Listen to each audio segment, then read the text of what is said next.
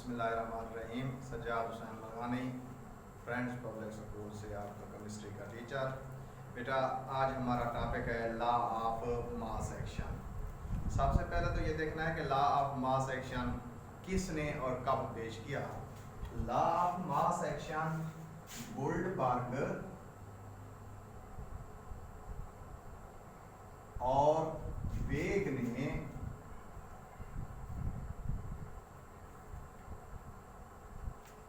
1869 में law of mass action पेश किया। ये लॉ क्या चीज बयान करता है? ये लॉ बेटा दो चीजों के दरमियान रिलेशनशिप को बयान करता है। नंबर एक, रिएक्टिंग सबस्टांसेस के active mass of reacting substances और रेट ऑफ रिएक्शन के दरमियान। अशिया जो रिएक्ट कर रही होती हैं उनके एक्टिव मास और रेट ऑफ रिएक्शन के दरमियान ताल्लुक को बयान करता है। इस लॉ के मुताबिक जब हम इसको डिफाइन करते हैं तो इस लॉ के मुताबिक कोई भी शय जो रिएक्ट कर रही है, rate of reacting substances is directly proportional to its active mass। कोई भी चीज केमिकल रिएक्शन के दौरान एक चीज है या एक से ज्यादा अशिया जो रिएक्ट कर रही हैं उनके रिएक्ट करने का रेट डायरेक्टली प्रोपोर्शनल होता है उस चीज के एक्टिव मास के मुताबिक। और जब हम देखते हैं एज ए होल पूरे रिएक्शन को तो फिर rate of reaction is directly proportional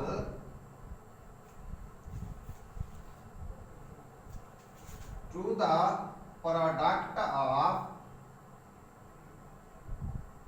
active masses of reacting substance।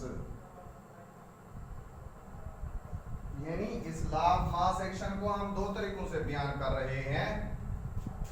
Number एक, किसी भी केमिकल रिएक्शन में जो चीजें हिस्सा ले रही होती हैं यानी रिएक्टिंग सब्सटेंसेस जो हैं उनका रेट क्या होता है और एज ए होल मजमूई तौर पर रिएक्शन का रेट क्या होता है। कोई भी शय जो केमिकल रिएक्शन में हिस्सा ले रही होती है उसके एक्टिव मास के डायरेक्टली प्रोपोर्शनल उस चीज के रिएक्ट करने का रेट होता है। और पूरे रिएक्शन का रेट जो चीजें रिएक्ट कर रही हैं X Y Z A B C कोई भी चीज रिएक्ट कर रही है उनके रिएक्ट करने का दारोमदार उस शय के एक्टिव मासेस पर होता है। अब एक्टिव मास से क्या मुराद है? एक्टिव मास से मुराद किसी शय की मोलर कंसंट्रेशन होती है। एक्टिव मास से मुराद किसी शय की मोलर कंसंट्रेशन। मोलर कंसंट्रेशन का मतलब है किसी शय के वो नंबर ऑफ मोल जो 1 डेसीमीटर क्यूब में मौजूद हो वो उसकी क्या कहलाती है? मोलर कंसंट्रेशन कहलाती है। और मोलर कंसंट्रेशन को जाहिर कैसे किया जाता है? मोलर कंसंट्रेशन को स्क्वायर ब्रैकेट लगाकर जाहिर किया जाता है और इसका यूनिट क्या है? मोल पर डेसीमीटर क्यूब। अब इसी लॉ ऑफ मास एक्शन की वजाहत हम एक इक्वेशन की मदद से करते हैं।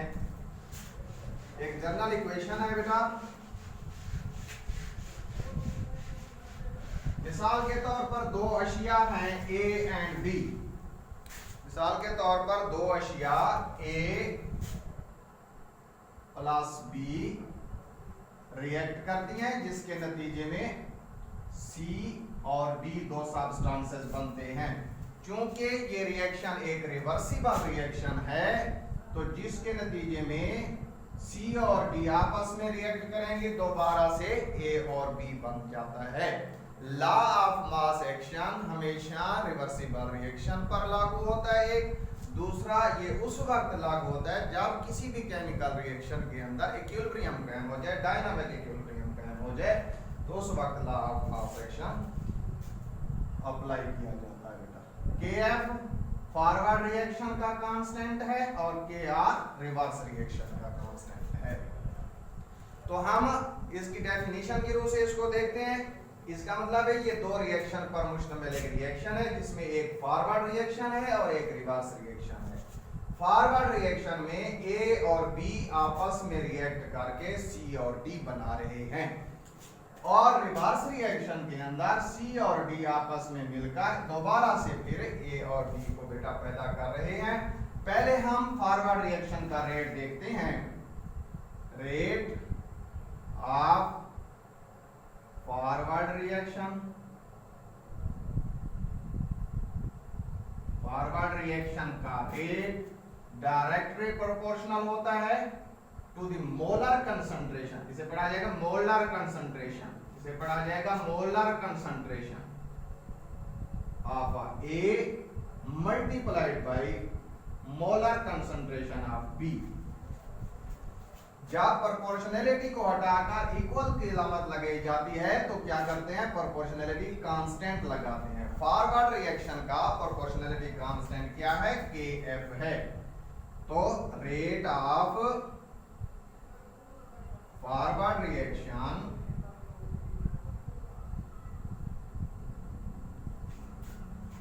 Is equal to K F multiplied by molar concentration of A multiplied by molar concentration of B.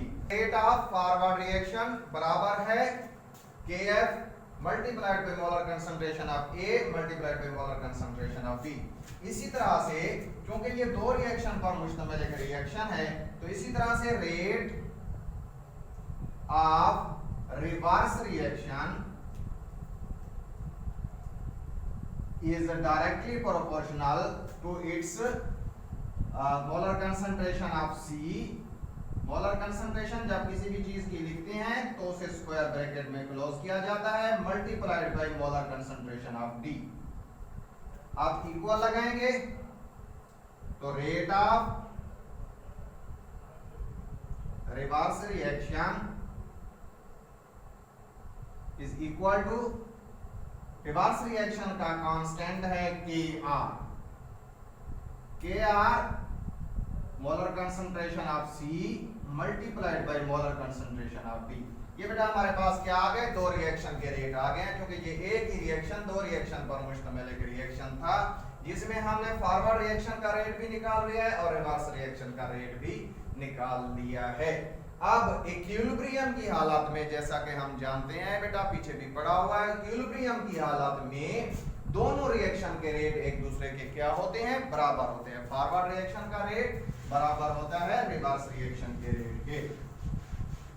इसी बात को आगे चलाते हैं। Rate of forward reaction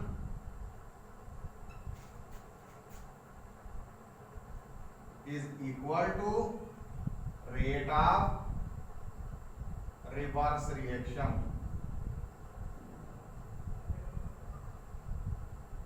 forward reaction का रेट अभी हमने महफूज किया है बेटा, इसे डिराइव किया है KF multiplied by molar concentration of A multiplied by molar concentration of B is equal to KR multiplied by molar concentration of C multiplied by molar concentration of D।